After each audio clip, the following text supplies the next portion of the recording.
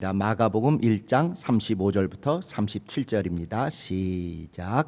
새벽 오히려 미명에 예수께서 일어나 나가 한적한 곳으로 가사 거기서 기도하시더니 시몬과 및 그와 함께 있는 자들이 예수의 뒤를 따라가 만나서 가로되 모든 사람이 주를 찾나이다.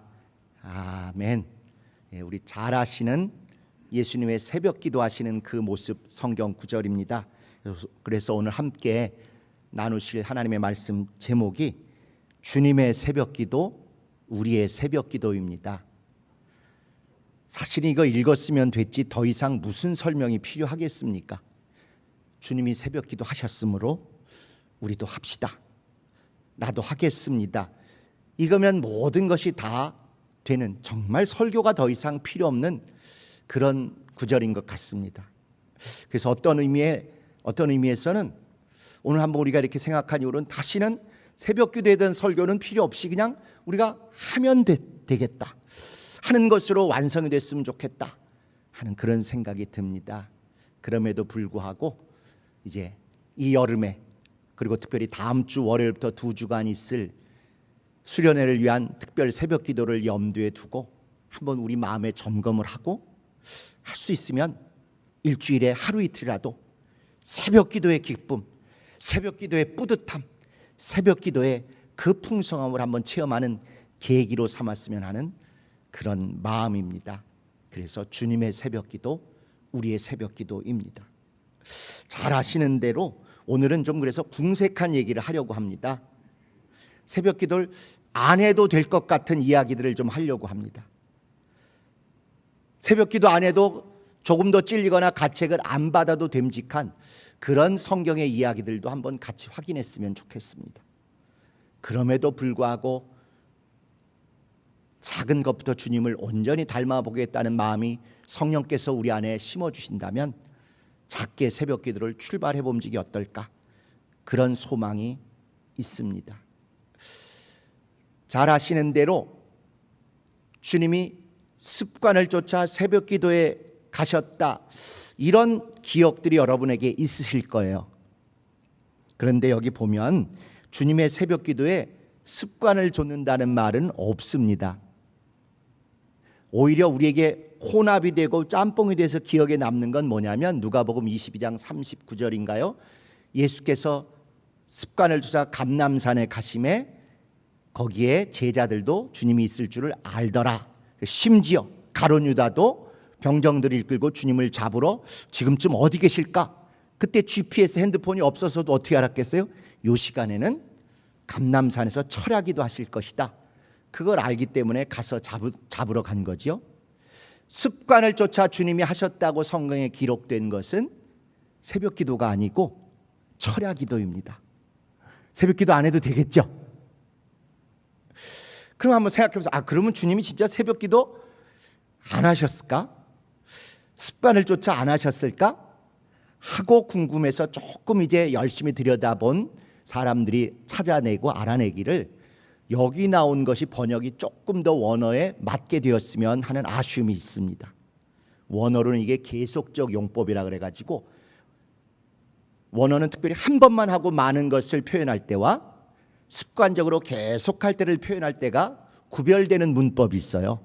그래서 여기는 계속적 용법이라 해서 굳이 우리가 만약에 그걸 더 잘 알고 번역을 했다면 예수께서 일어나가 한적한 곳으로 가서 거기서 기도하시더니가 아니라 기도하시곤 하더니, 반복적으로 습관적으로 하신 것에 대해서 조금도 차이가 없는 것이죠. 비록 습관을 쫓아라는 단어는 여기 없지만 문법 자체가 습관적으로 반복적으로 하셨다는 것, 그래서 기도하시곤 하시더니 이렇게 쓰여 있는 구절입니다. 게다가 철야도 그렇고 이 새벽 기도도 그렇고 제자들도 주님이 항상 그곳에 가시는 것을 알기 때문에 제자들도 예수의 뒤를 따라가고 또 거기 가면 계실 줄 알고 만나는 이야기들이 공통적으로 있는 거죠. 또 하나, 우리는 성경에 새벽 또는 새벽 기도가 주님이 크게 역사하신 절대적인 영감의 시간, 영광의 시간이라는 것을 잘 알고 있습니다. 그러나 사실은 그것도 성경의 반쪽만 우리가 불완전하게 이해하는 것인지도 모릅니다. 성경의 새벽은 선과 악이 치열하게 싸우고 생명과 사망이 최고로 격돌하는 아주 짬뽕 같고 생사가 갈라지는 그런 시간이고 그런 주님의 역사의 순간입니다. 잘 아시는 대로 이스라엘이 출애굽할 때 마지막 홍해가 갈라지고 모든 애굽 사람들을 하나님이 다 몰살시킬 때가 바로 새벽, 그때 주께서 크게 역사하신 것이죠. 또 우리가 잘 아는 여호수아가 여리고성을 무너뜨릴 때도 6날은 하루에 한 바퀴씩 돌다가 마지막 7째 날은 그날만 특별히 7바퀴를 돌아야 되기 때문에 일부러 하나님께서 말씀하시기를 새벽부터 일어나서 새벽부터 정말 목숨을 다하고 승부를 던지듯 그렇게 7바퀴를 돌아야 된다 해서 여리고성이 무너지는 그 역사가 새벽부터 일어나 돌기 시작한 그들의 믿음의 행진 때문에 이루어졌던 것입니다. 어디 그 둘뿐이었겠습니까? 또 다윗도 그가 막 장인되는 사울에 의해서 목숨이 위태로울 때 오죽하면 자기의 적대 세력인 블레셋에 가서 몸을 의탁하고 망명한 적도 있었어요. 그때 블레셋 사람들이 볼 때 저거 수상하다, 그냥 두면 안 되겠다 해가지고 다윗을 죽이려고 할 때 하나님이 절묘하게 빠져나올 수 있게 해주신 날도 시간도 새벽이고, 그러고 나서도 또 아멜렉이라는 또 적군을 가서 물리치게 하신 시간도 역시 또 새벽입니다. 우리가 잘 아는 룻도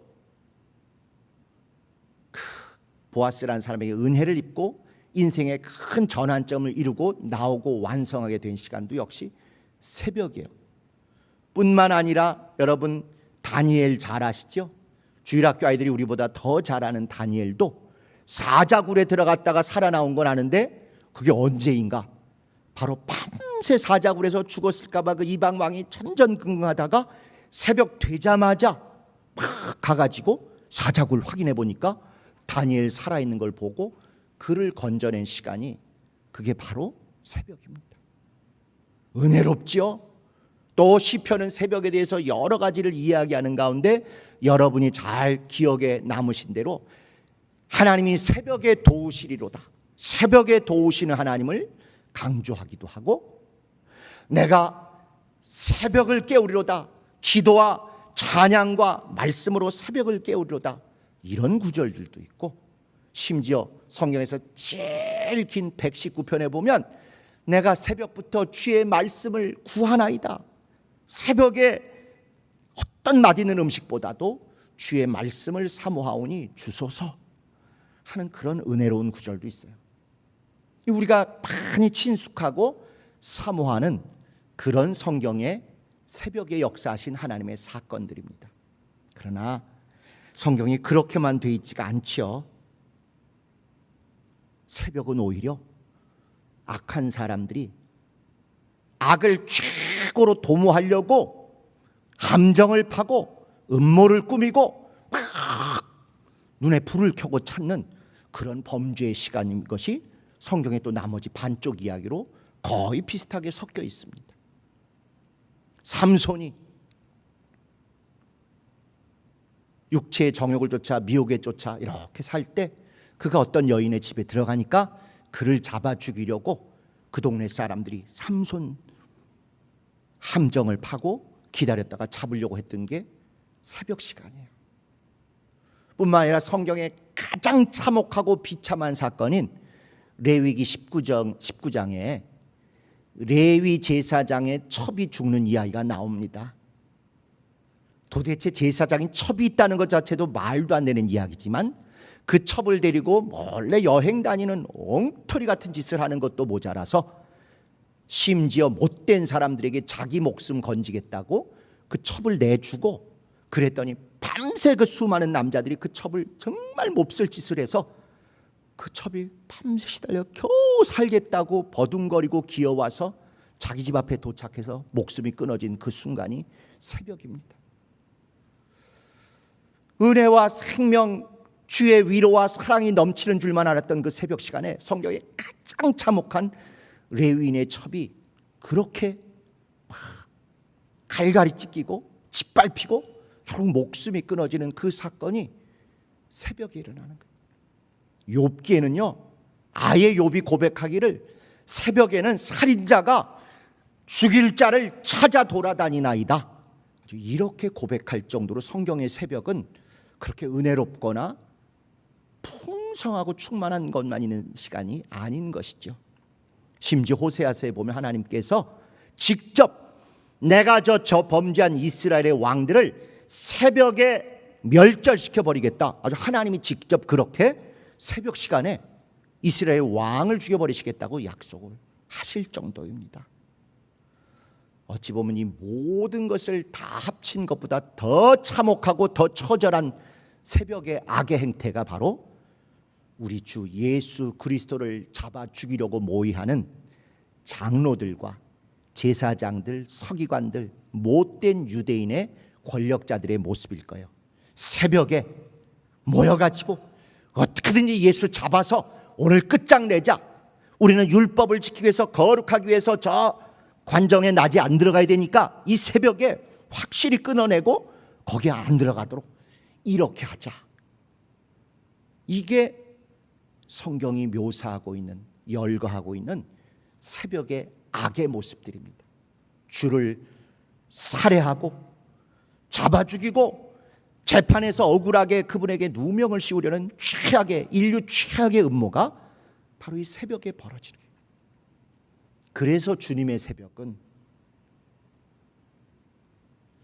주님을 살해하려는 모의로 시커멓게 참혹하게 그렇게 덫이 놔져 있는 그런 새벽이면서 동시에 주님이 사망을 이기고 부활하신 영광을 보기 위해서 정말 주님의 무덤에 찾아온 믿음의 여인들이 교차하는 그것이 주님의 새벽입니다. 죽이려고 눈에 불을 켜고 온갖 악을 도모하는 사람들이 우글우글 모여드는 그 새벽도 주님 앞에 놓여 있고, 그걸 넘어서 완전히 음부 안의 모든 저주와 멸망을 짓밟고 올라서셔서 영원한 생명의 부활을 여인들 앞에 보여주신 그 시간이 주님의 새벽입니다.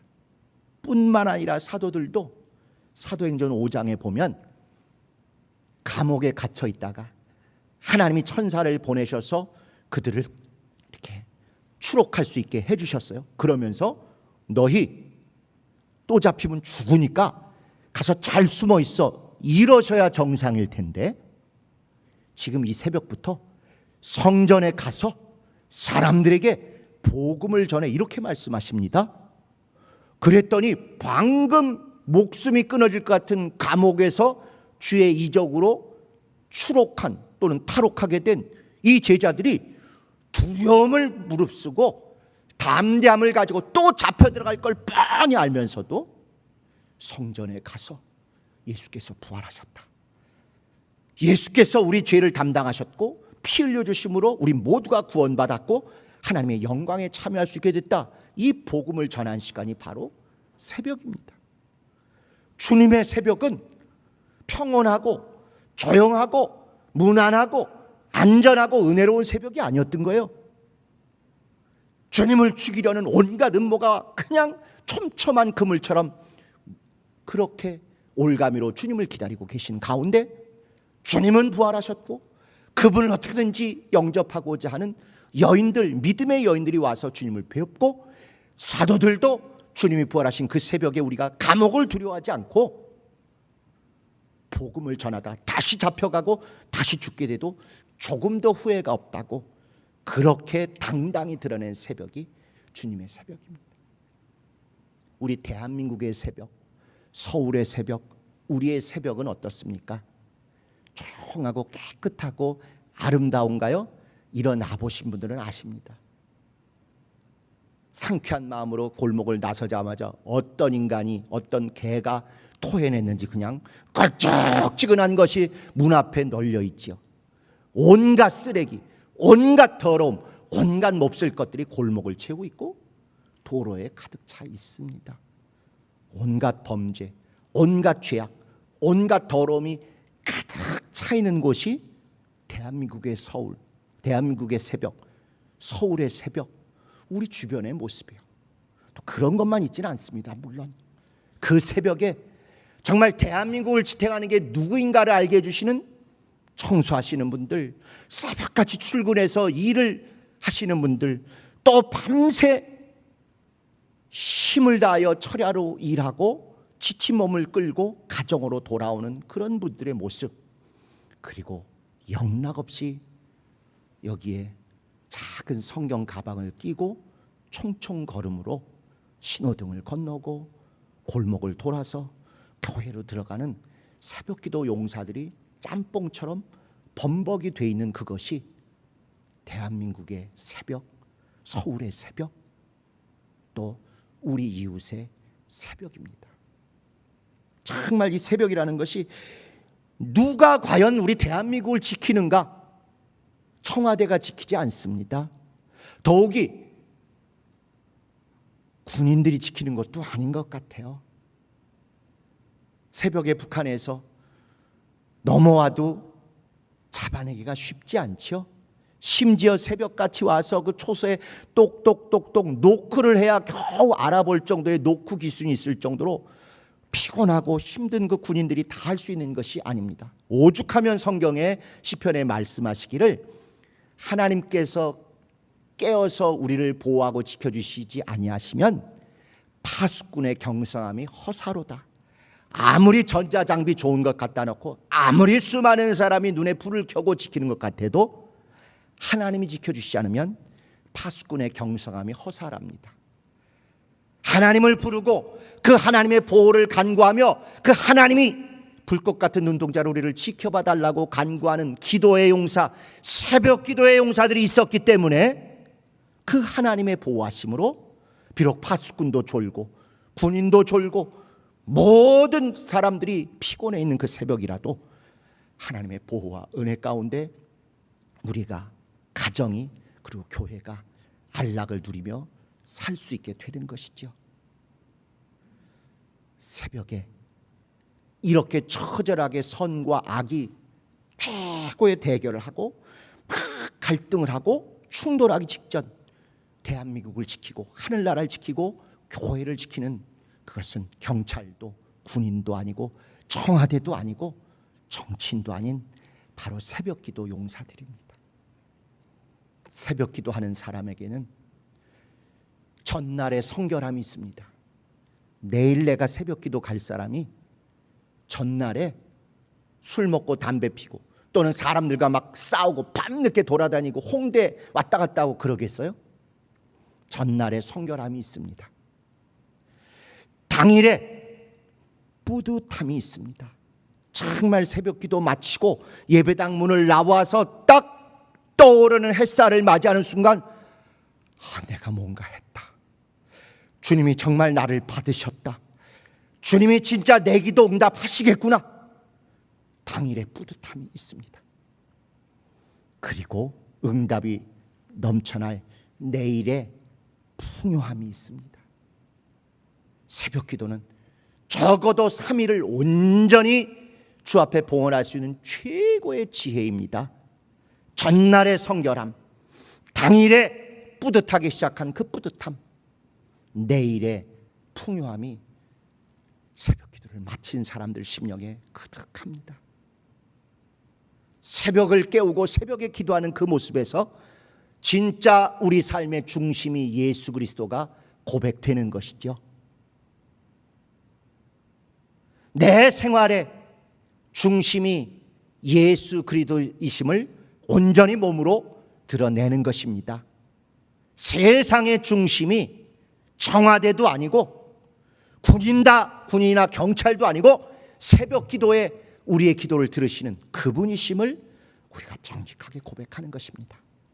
오늘 하루에 생명의 주인이신 그분을 인정하며 그분의 생명 안에서 코로나는 말할 것도 없거니와 모든 교통수단, 모든 안전 가운데 주의 생명과 은혜를 체험하는 그런 최고의 지혜가 새벽을 깨우는 그 사람에게 온전히 허락된 축복입니다.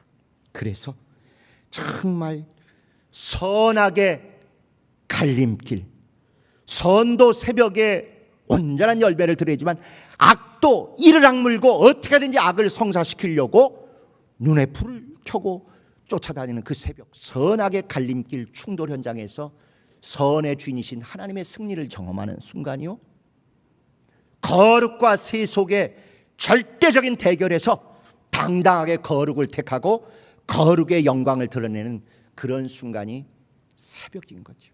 진정으로 생사가 왔다 갔다 하는 그런 순간에 사망으로부터 떨어져서 생명 안에 걸어가게 되는 절호의 기회가 바로 새벽 기도의 모습입니다. 그러므로 다른 때는 모르지만 우리 요 때만 며칠 한번 해보심이 옳을 것 같습니다. 하지 6월 22일부터 추분 9월 22일까지는 새벽 기도의 절호의 찬스입니다. 1년 내내 새벽 기도, 좋지요. 되나요 우리가 그게? 그렇다면 정말 주 앞에 할 수 있는 것에 한번 우리가 승부를 던져봄이 합당하지 않겠습니까? 낮의 길이가 가장 길고 새벽이 가장 일찍 시작되는 하지 6월 20일부터 낮과 밤의 길이가 같아지는 9월 22일 추분까지, 이때 주를 새벽에 부름이 합당합니다. 일주일 내내도 안 하셔도 돼요.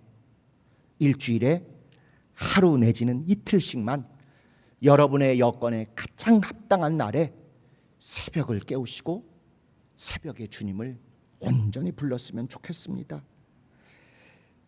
만약에 추분 후에는 어떻게 하느냐 물으시면 그때는 성령이 혹시 감동하시걸랑 하세요. 그러나 적어도 추분까지 정도는 우리의 의지와 노력으로 가장 어려운 이때, 그리고 이제 개혁의 1단계가 마무리 지어야 될 이때 초심의 그 뜨거운 열정을 한번 생각하셔서 이 여름에 주 앞에 같이 무릎을 꿇기를 사모합니다. 주님도 정말 우리가 얼마나 어렵고 힘들고 정말 어려운 중에 이 일을 하는 줄을 주께서 아십니다. 핑계가 아니라 주님 시절하고 지금 시절하고 새벽기도 여건이 확실히 다릅니다. 신앙생활을 어제나 오늘이나 동일하고 영적생활 똑같은데 뭐가 다르냐고. 아니요, 다릅니다. 연약한 우리 육체에겐 정말 다릅니다. 그때는 전기가 없었을 시절이라 저녁 7시 이후에는 할 일이 없어요. 다 자고 새벽에 일찍 일어나는 생활이 모든 사람이 그냥 정상적인 생활입니다. 그러나 전기가 들어온 이 시대에 밤 10시 전에 자는 건 기적에 속하지 않습니까? 또 주님 시절에는 테레비가 없었어요. 창세 이래로 이 피조 세계에서 가장 재밌는 테레비가 주님 시절에는 없었어요. 제자들이 우리보다 월등히 훌륭해서라기보다 여건이 합당해서였으리라고 전 그렇게 우깁니다. 그럼에도 불구하고 우리가 그것을 끄고 조금이라도 새벽을 사모하며 준비하는 그 모습에 주님이 어느 때보다도 오히려 초대교회 사도들보다도 더 귀하고 더 진심을 담아서 드리는 우리의 그 새벽 기도에 주의 은혜와 주의 축복이 임하리라고 확신합니다. 또 그 시대에는 핸드폰도 없었잖아요. 스마트폰 없어서 정말 잠을 방해하는 게 아무것도 없었을 때입니다. 전기도 텔레비도 스마트폰도 다 우리의 새벽을 방해하는 삼중의 방해망을 뚫고라도 우리가 정말 그 새벽에 일주일에 단 하루라도, 아니 일주일의 전반의 하루, 후반의 하루, 이틀만이라도 가서 주 앞에 새벽에 아뢰고 전일의 성결함을 당일의 뿌듯함으로 그리고 내일의 풍요함으로 온전히 채울 때 여러분과 여러분의 가정은 말할 것도 없거니와 우리 개혁 성락교회 주의 영광과 생명이 넘치게 되실 것입니다. 여러분이 율법의 사람인지 복음의 사람인지를 정확하게 검증할 수 있는 시험대입니다. 율법의 사람은 무조건 개근하고 다 해야 된다, 못하면 실패다, 주님이 안 기뻐하신다, 이런 억압에 사로잡힐 수 있어요. 갈라디아서 3장에 보면 이런 말씀이 있습니다. 율법 아래 있는 자는 누구든지 모든 일을 항상 전부 다 행해야지, 그렇지 않고 하나라도 빼먹으면 저주 아래 있는 자니라. 이게 율법의 정이에요.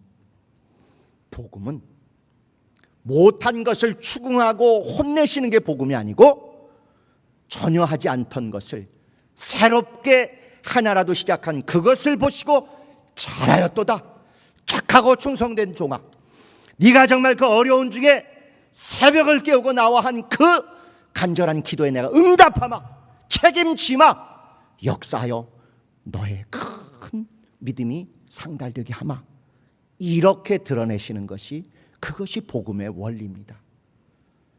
다음 주 월요일부터 2주간 있을 특별 새벽 기도, 그리고 9월 22일 추분까지 있을 이 밝고 맑고 깨끗한 이 새벽에 정말 주님 앞에 평생을 잃을 수 없는 기도와 평생을 누릴 수 있는 부요와, 그리고 은혜와 기쁨과 감사와 응답이 넘치는 여러분의 새 삶이 시작되게 되시기를 예수 이름으로 간곡히 부탁을 드립니다.